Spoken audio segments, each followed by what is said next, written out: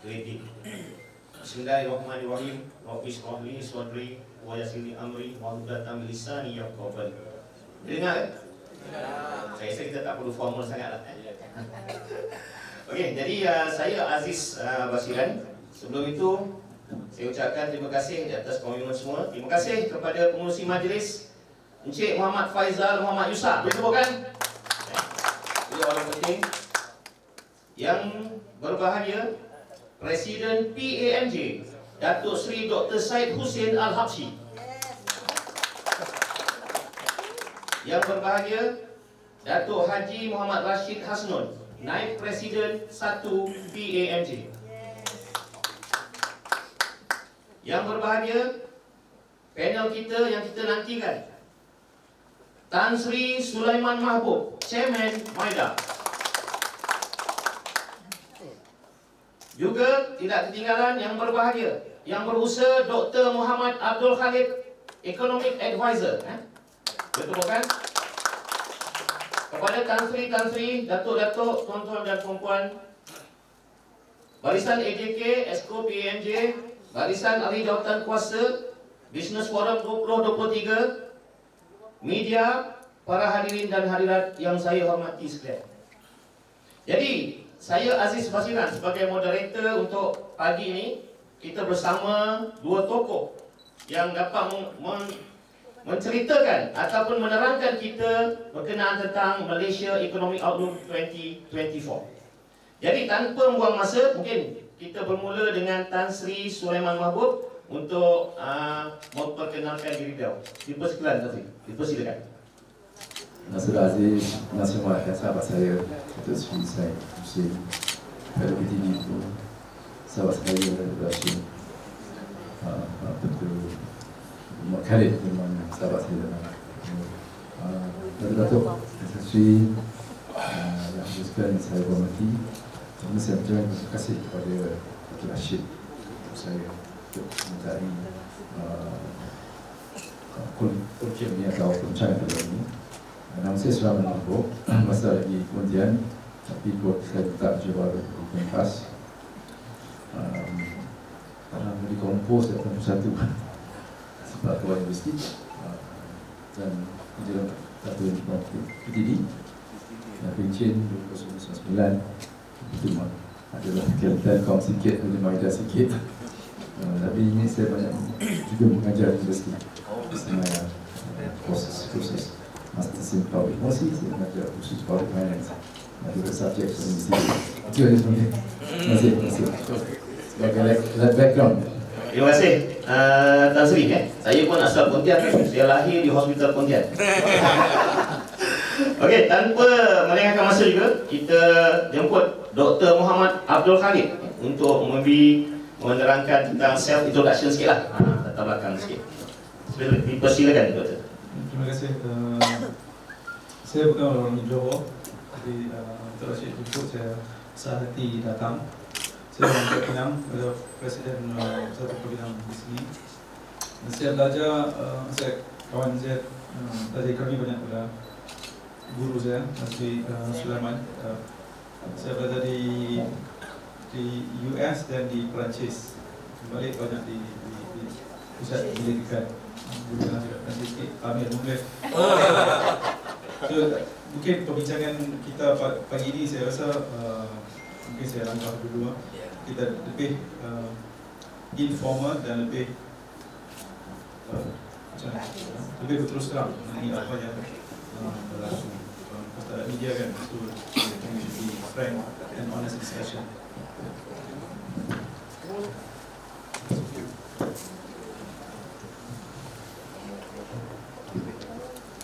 Terima kasih pada kedua-dua tokoh yang ada, Tan Sri Sulaiman Mahbub dan juga Dr. Muhammad Abdul Khalid. Seperti yang kita nyatakan bahawa di akhir sesi ini kita akan ada sesi Q&A. So siapa ingin bertanya, tetapi diharap pertanyaan itu adalah berkenaan tentang Malaysia Economic Outlook 2024 ataupun yang berkaitan dengannya. Jadi tanpa melengahkan masa, kita akan berbual secara santai. Mungkin saya ajukan dulu kepada Tan Sri, boleh dengan izin Tan Sri?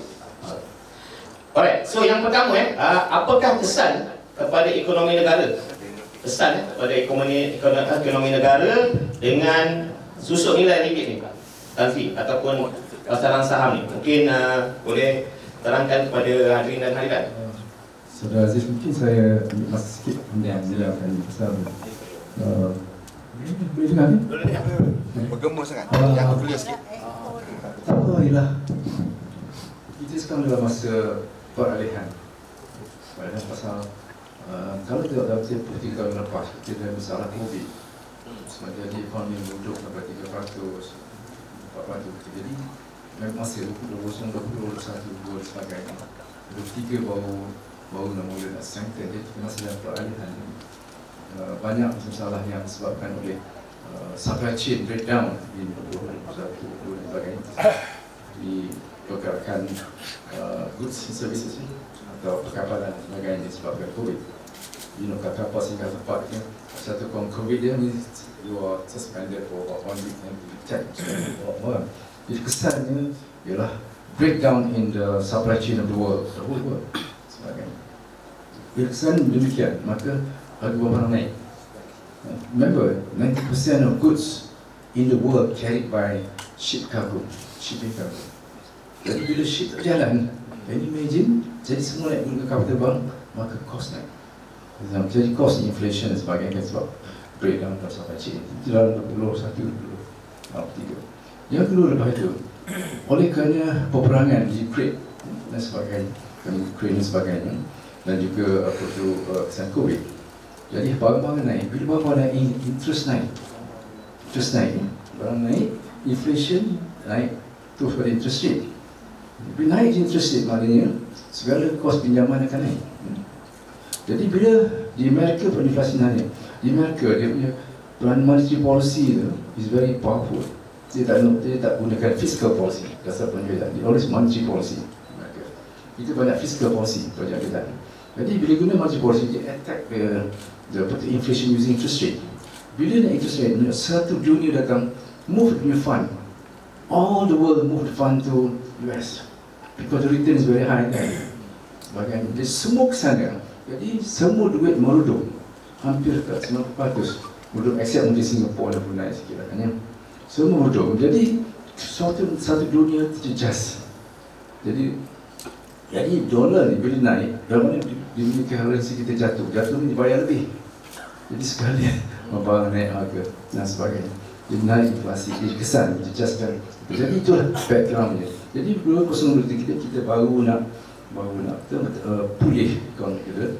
Jadi belum lagi stabil, belum lagi kukuh, belum lagi mantap proses ini. Dalam timbul pula soal apa kata orang tu, South China Sea. Timbul secara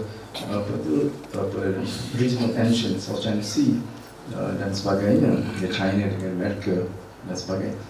Kawasan-kawasan ini timbul satu lagi kesangsian, ketidaktentuan dalam pergerakan ekonomi dan sebagainya. Namun demikian, oleh kerana US dengan China apa kata orang tu tension, maka banyak syarikat luar negeri yang China move out, trade kembali. Jadi alhamdulillah, baru ni kita dapat banyak relocation approvals atau application datang ke Malaysia. Jadi kan itu yang disebabkan oleh Yang Muhammad Perdana Menteri dan juga Datuk Seri Zafrul, banyak investment approval datang sini. Lebih kurang 300,000 juta dalam tahun 2021, lebih kurang 230,000 juta. Tahun ini sampai bulan 9 lebih kurang 205,000 juta dalam sekarang. Tapi this approval belum lagi ditukarkan, transform into real project sampai sekarang dia. Banyak masa. Dia akan datang sini, dia akan luluskan, dapat dari sini manufacturing, dapat perniagaan maida dari segi perkataan untuk insentif dan sebagainya. But they got to look for the land. Having got to look the land, dan got to look punya apa design ke, sesuai tidak dan sebagainya di industrial park tu. Lepas itu dia akan terpaksa mencari workers, pekerja dan sebagainya. Dan kalau you kat Johor memang susah cari pekerja. So the most difficult part of industry in Johor is always workers, because workers di Johor pergi ke Singapore, highly paid. So that is the danger there. Jadi, namun demikian, saya prospek adalah baik bagi tahun 2023 antara 3.9 to 4% tu keseluruhan mungkin boleh capai. Buat 2024 banyak fokus dengan lebih kurang 40%, 40%. So it's marginally improved. So question itu masih dalam adjustment, proses masih nak dilakukan. Jadi kalau boleh kita dapat ini politik yang stabil, rasa kita boleh membuat pelaburan investment dah ada, kita mungkin dengan menunjukkan bahawa ekonomi kita, politik kita lebih stabil, maka investment akan datang. Saya stop dulu. Masih sementara. Itulah penerangan daripada Tan Sri. So mungkin daripada penerangan tersebut ada soalan yang ingin diajukan. Nanti di akhir session kita akan bagi mungkin dalam 10 minit untuk soalan yang berkaitan. So mungkin soalan boleh diserahkan kepada pengerusi majlis, iaitu Encik Muhammad Faizal, supaya tidak ada redundancy ataupun overlap ataupun soalan yang sama, supaya kita memanfaatkan masa yang begitu terhad hari ini. Jadi mungkin tanpa melengahkan masa lagi, saya pergi kepada yang kedua lah. Pertanyaan yang kedua adalah berkenaan tentang Malaysia. Malaysia ni sebenarnya dikelilingi oleh perairan. Perairan yang mungkin 90% yang kaya dengan biodiversity dan sebagainya. Dan apa cadangan untuk meningkatkan lagi blue economy, terutama dalam sektor perikanan. So mungkin Dr. Wiyawat, silakan Dr. pakai mic ni kot.